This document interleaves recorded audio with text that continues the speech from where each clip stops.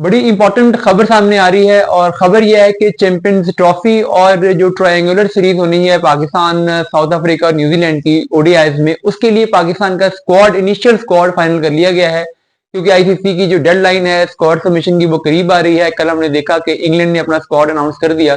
तो जो पाकिस्तान का स्क्वाड फाइनलाइज हुआ है उसमें 3 इंपॉर्टेंट प्लेयर्स की छुट्टी करवा दी गई है जो अभी साउथ अफ्रीका की सीरीज में थे। अब उनकी जगह पर 3 सीनियर पाकिस्तानी क्रिकेटर्स का कम बैक होने जा रहा है। इसकी जो फुल स्टोरी है वो मैं आपसे शेयर करता हूं। देखिए, बताया ये जा रहा है कि जो पाकिस्तान साउथ अफ्रीका और न्यूजीलैंड की जो सीरीज होगी उसके लिए जो पाकिस्तान का स्क्वाड होगा वही पाकिस्तान का चैंपियंस ट्रॉफी के लिए भी स्क्वाड होगा। यानी पाकिस्तान एक ही स्क्वाड अनाउंस करेगा इन दोनों सीरीज के लिए, जिससे पाकिस्तान को ट्राई नेशन सीरीज में अपने कॉम्बिनेशन को स्टैब्लिश करने में, वार्म अप होने में आसानी होगी चैंपियंस ट्रॉफी के लिए। जिन 3 क्रिकेटर्स की वापसी होने जा रही है उसमें जो पहला नाम है वो फखर जमान है।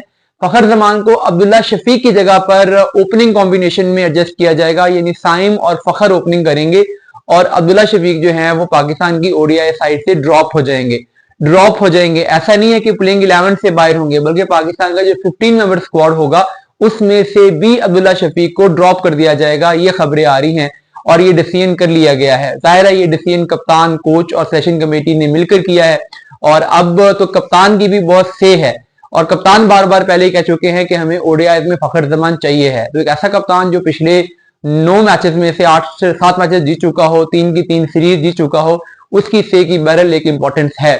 और आकिब जावेद खुद भी फखर जमान को लाना चाहते हैं, वो उनके फेवरेट प्लेयर हैं, लॉ कलंदर से खेलते हैं। अब्दुल्ला शफीक भी आल्दो के लॉ कलंदर से हैं, लेकिन अब्दुल्ला की जो फॉर्म चल रही है, फॉर्म से ज्यादा एक टेक्निकल मसला है जिसको वो ठीक नहीं कर पा रहे।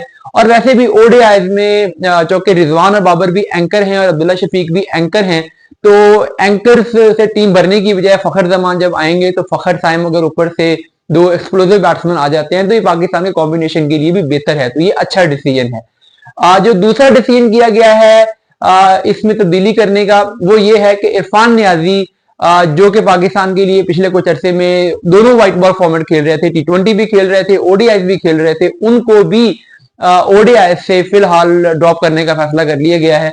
वो पाकिस्तान की टी20 टीम में रहेंगे। टी20 में उन्होंने कुछ परफॉर्म भी किया है। एक अच्छी इनिंग्स उन्होंने साउथ अफ्रीका में खेली है, एक अच्छी इनिंग्स उन्होंने ऑस्ट्रेलिया में भी खेली थी। फील्डिंग अच्छी करते हैं, कंट्रीब्यूट टी20 में वो कर रहे थे, लेकिन ओडीआई में चौके थोड़ा फॉर्मेट बड़ा है, ज्यादा परफॉर्म करने वाला, ज्यादा लंबा खेलने वाला प्लेयर चाहिए है। और इरफान नियाजी का वैसे भी जो नंबर आ रहा है वो 7 पे आ रहा है, तो 7 पे उनके पास उस तरीके से मौके भी नहीं होते। तो इसलिए फिलहाल उनको बाहर करके एक और बहुत ही सीनियर प्लेयर शादाब खान को पाकिस्तान की टीम में वापस लाने का फैसला किया गया है।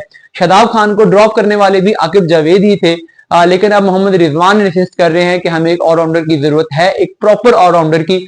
और जो कि इरफान नियाजी बाहर होंगे तो पाकिस्तान को फील्डिंग में भी एक सेटबैक होगा, क्योंकि इरफान नियाजी बहुत अच्छे फील्डर हैं, तो उसकी सब्स्टिट्यूशन भी शादाब आती है। वो फील्डिंग बहुत अच्छी करते हैं, फिर साथ में वो जो ऑलराउंडर की स्लॉट है नंबर 7 के लिए, वहां पर हमारे पास इमाद वसीम ऑलरेडी रिटायर हो चुके हैं, नवाज आउट ऑफ फॉर्म है, अरफात मिनास बहुत ज्यादा यंग हैं, वो वहां पे एडजस्ट हो नहीं सकते। Aamer Jamal fast bowling all rounder हैं, जबकि यहाँ पे स्पिन बॉलिंग ऑलराउंडर की जरूरत होगी। तो फिर ले दे के ऑप्शन एक ही बचा है कि शादाब खान को लाया जाए।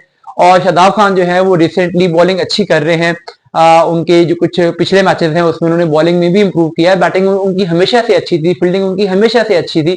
तो इसलिए शादाब खान कम बैक करेंगे और इसमें से इरफान नियाजी पाकिस्तान के स्क्वाड में से बाहर हो जाएंगे।